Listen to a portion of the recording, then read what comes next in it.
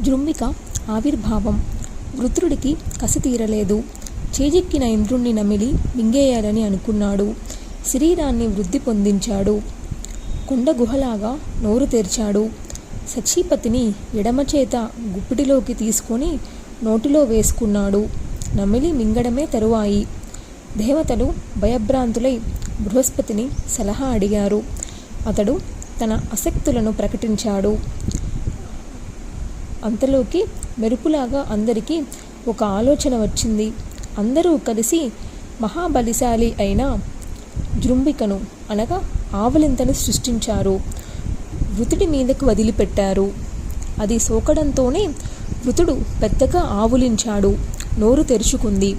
ఇంద్రుడు అదే అదను అనుకుని తన శరీరాన్ని సంకోచించుకుని నోటి నుంచి బయటపడ్డాడు. ఆనాటి నుంచి సృష్టిలో ప్రాణకోటికి ఆవలింతలు ఆవిర్భవించాయి. ఎలాగోలాగా ఇంద్రుడు బతికి బయటపడ్డాడని దేవతలందరూ సంతోషించారు. అటుపైని కొన్ని వందల సంవత్సరాల పాటు యుద్ధం కొనసాగింది. సకల లోకాలకు భయంకరంగా రోమహర్షణంగా సాగింది. ఒకవైపు సకల దేవతలు పాల్గొంటే మరొక వైపు వృతుడొక్కడే నిలబడి పోరాడుతున్నాడు. యుద్ధం జరుగుతున్న కొద్దీ వృతుడి బలం పెరుగుతుంది. దినదినాభివృద్ధి చెందుతుంది. ఇది బ్రహ్మ ఇచ్చిన వర ప్రభావం. పెరుగుతున్న వృతుడి తేజస్సుకి బల పరాక్రమాలకి భయపడి కట్టకడపటికి ఇంద్రాది దేవతలందరూ నిస్సహాయులై రణరంగం విడిచిపెట్టి పలాయనం చిత్తగించారు. చిట్టుకొకరు పుట్టకొకరు అడవులకు పారిపోయారు. వృతుడు స్వర్గలోకాన్ని స్వాధీనపరుచుకొని ఐరావతము, ఉచ్ఛ్రవము, దివ్య విమానాలు, నందనాది ఉద్యానవనాలు, కామధేనువు, సకల సురాంగనలు అతడి సొత్తు. అమరభోగాలు, యజ్ఞభాగాలు కోల్పోయి దేవతలు అడవులలో అగచాట్లు పడుతుంటే వృత్రుడు ఇంద్రభోగాలతో మదగర్వితుడయ్యాడు. త్వష్టకు కోరిక నెరవేరి కళ్ళు చల్లబడ్డాయి. అతడి ఆనందానికి అవధులు లేవు. ఇంద్రుడి మీద పగ, కసి తీరాయి. కాలం గడుస్తుంది.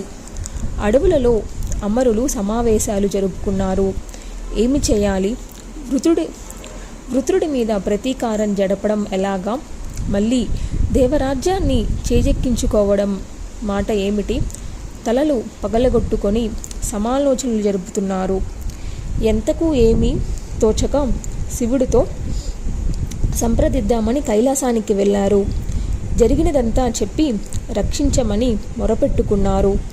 అందరం కలిసి బ్రహ్మదేవుణ్ణి ముందు పెట్టుకొని విష్ణుమూర్తిని ఆశ్రయిద్దాం, ఏదో ఒక ఉపాయం చెబుతాడు, పదండి అన్నాడు శివుడు.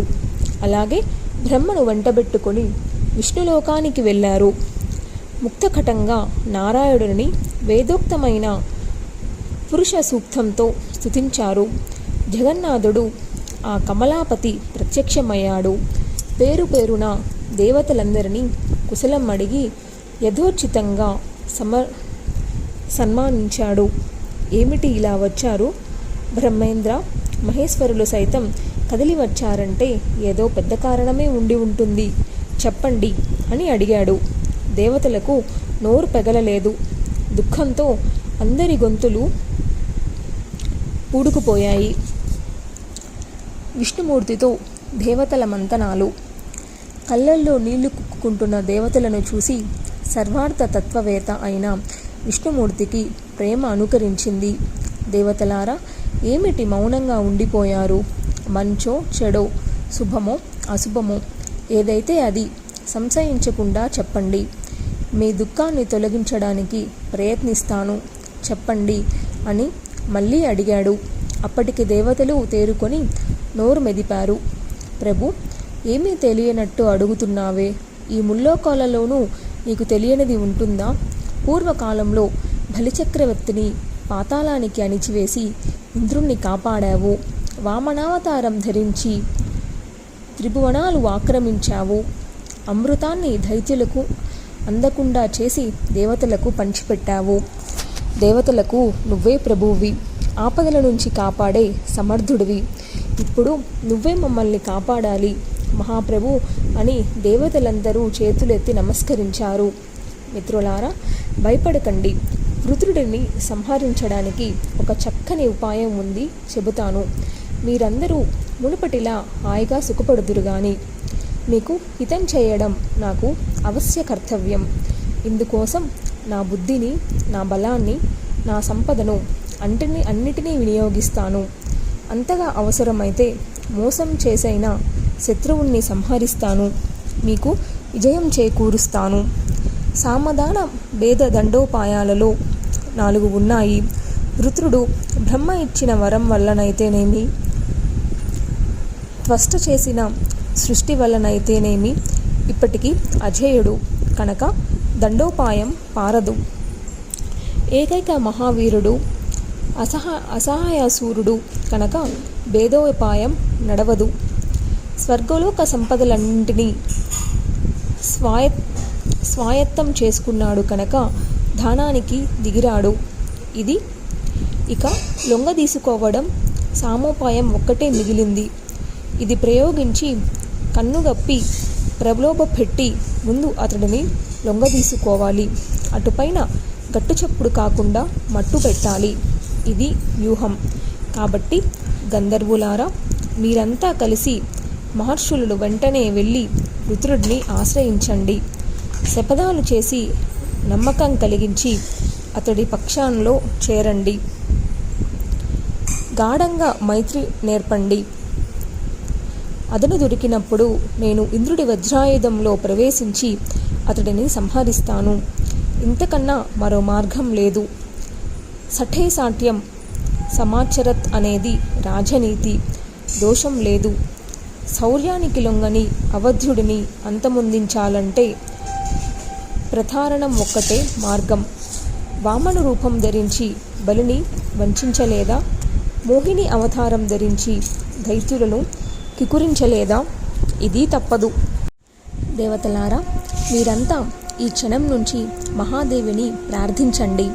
స్తోత్ర మంత్రాలతో శరణు వేడండి. ఆ యోగమాయ మనకు సహాయం చేస్తుంది.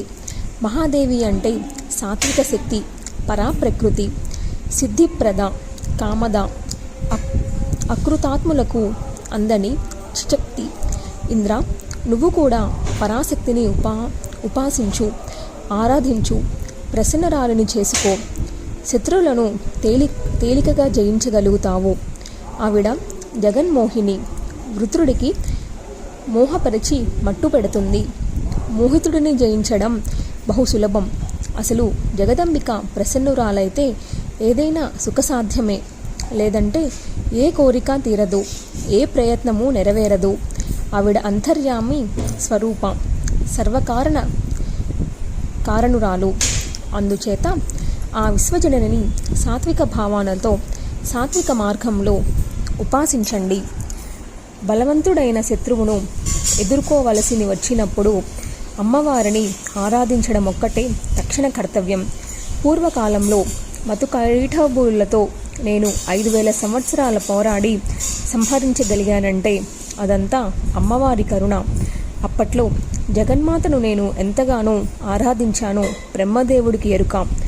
ప్రసన్నురాలై మధుకైటబులను సమ్మోహపరిచింది కనుక నేను సంహరించగలిగాను. అందుచేత మీరు శ్రీమాతను ఉపాసించండి, కార్యసిద్ధి అవుతుంది. దేవతలు చేసిన దేవీస్తుతి. శ్రీ మహావిష్ణువు చేసిన ఈ ఉపదేశానికి దేవతలందరూ సమ్మతించారు. మందారవన శోభితమైన మేరుపర్వత శిఖరం చేరుకున్నారు. ఏకాంత ప్రదేశంలో పద్మాసనాలు వేసుకొని కూర్చున్నారు.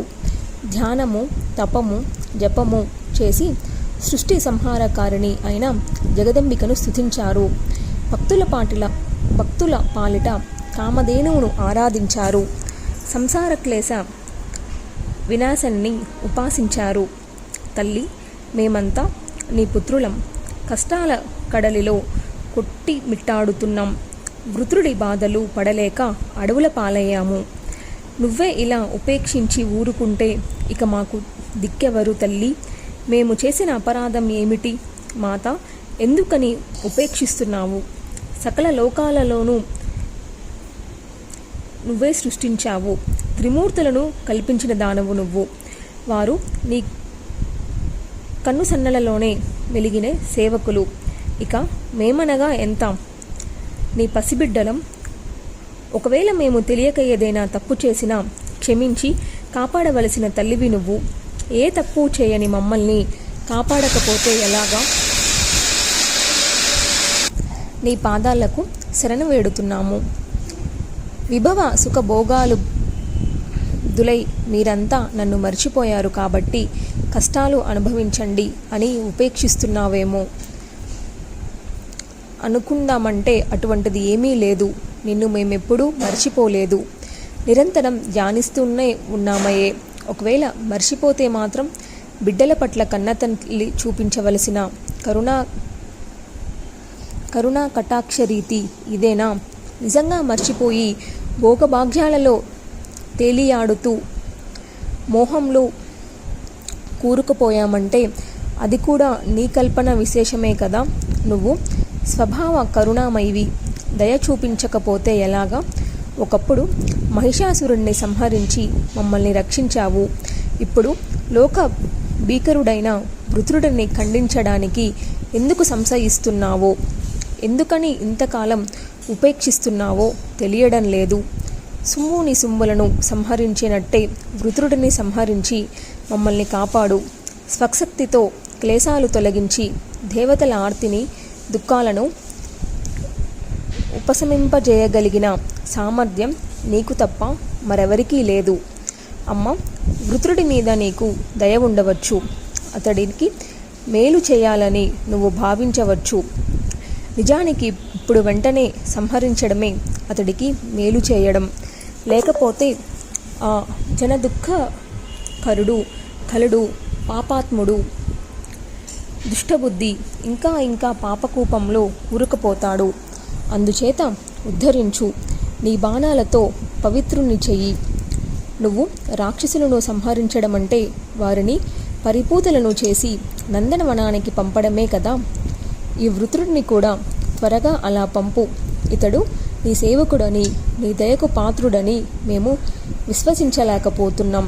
అటువంటి వాడే అయితే మమ్మల్ని ఎందుకు హింసిస్తాడు? మేము నీ పాద సేవకులమే కదా, నీ దయకు పాత్రులమే కదా. జగజ్జనని, అసలు నిన్ను పూజించడం ఎలాగా? ఈ ఫల పుష్పాదులన్నీ నీ నిర్మాణమే. మంత్రతంత్రాలు నీ సృష్టియే.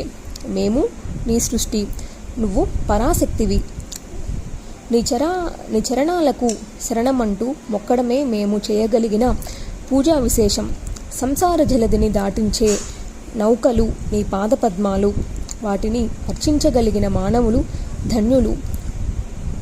యోగులు మనస్సుల్లో ధ్యానిస్తే మోక్షార్థులు అరిషడ్వర్గాలను జయించి నిన్ను ఉపాసిస్తున్నారు. సకల వేదవేత్తలైన యాజ్ఞికులు హోమకాలంలో నిన్ను స్మరిస్తున్నారు. దేవతలకు యజ్ఞభాగాలను పంచి తృప్తిపరిచే స్వాహాదేవివి నువ్వు. పితృదేవతలకు సంతృప్తి కలిగించే స్వదాస్వరూపిణివి నువ్వు. మేధ, కాంతి, శాంతి, బుద్ధి అన్నీ నువ్వే. నిన్ను సేవించిన వారికి ఇవన్నీ అందించి మహావైభవం ప్రసాదిస్తున్నావు. నువ్వు దయామయవి, కృపాస్వరూపిణివి. దేవతల స్థుతులకు జగదీశ్వరి సంతృప్తి చెందింది, ప్రత్యక్షమయ్యింది. సౌందర్య రాశి, సర్వాభరణ భూషిత, తన్వి, పాశాంకుశధారిణి, చతుర్భుజ, చిరుగంటల చెప్పుడులతో మనోహరంగా ఉన్న మలులను ధరించింది.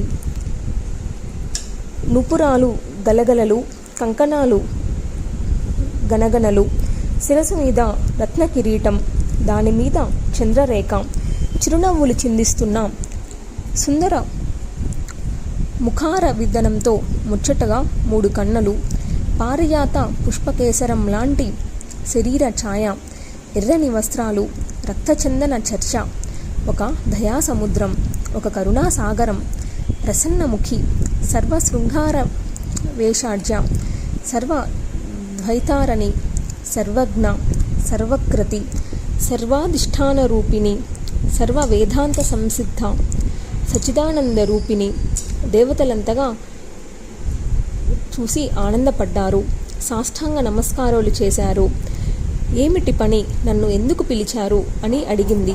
దేవతలు వినయంగా అభ్యర్థించారు. జగన్మాత దేవతలందరినీ పీడించుకు తింటున్న వృత్రుడిని సమ్మోహపరుచు, అతడు దేవతలను విశ్వసించేటట్టు విమోహపరుచు, అతడిని సంహరించే ఆయుధానికి తగిన బలము శక్తి సమకూర్చు, అతడు దానితో సంహరింపబడేలాగా చూడు. దేవతలు ఈ అభ్యర్థనకు జగన్మాత సరే అంది. వెంటనే అంతర్ధానం చెందింది. దేవతలు సంబరపడి తమ తమ నిలయాలకు బయలుదేరారు.